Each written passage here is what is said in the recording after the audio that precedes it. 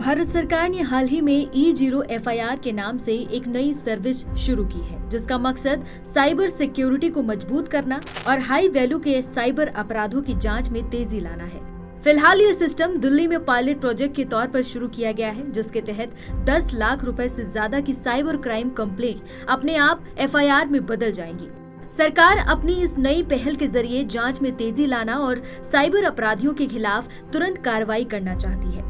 19 मई 2025 को गृह मंत्रालय द्वारा जारी एक रिलीज में केंद्रीय गृह मंत्री और सहकारिता मंत्री अमित शाह ने कहा कि गृह मंत्रालय के तहत कार्यरत भारतीय साइबर अपराध समन्वय केंद्र ने साइबर अपराधियों को तेजी से पकड़ने के लिए नई E0 FIR पहल शुरू की है। अमित शाह ने आगे कहा, दिल्ली के लिए पायलट प्रोजेक्ट के तौर पर शुरू किया गया नया सिस्टम NCRP या 1930 पर दर्ज 10 लाख रुपए से ज्यादा के साइबर फाइनेंशियल क्राइम को ऑटोमेटिक FIR में बदल देगा।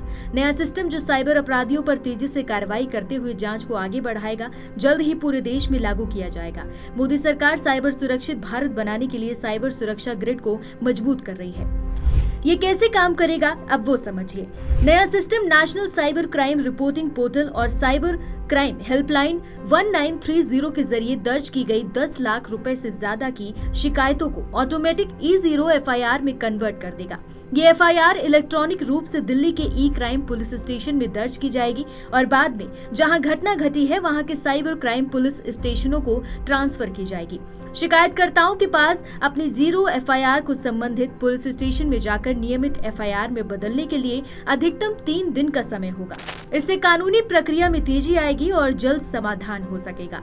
भले ही सरकार का ऑटो FIR इनिशिएटिव वर्तमान में दिल्ली में एक पायलट प्रोजेक्ट के तौर पर शुरू किया जा रहा है, पर आने वाले समय में सरकार इसे अन्य राज्यों और केंद्र शासित प्रदेशों में भी शुरू करने की योजना बना रही है। लॉन्ग टर्म में सरकार का लक्ष्य एक साइबर सुरक्षित भारत का निर्माण करना है।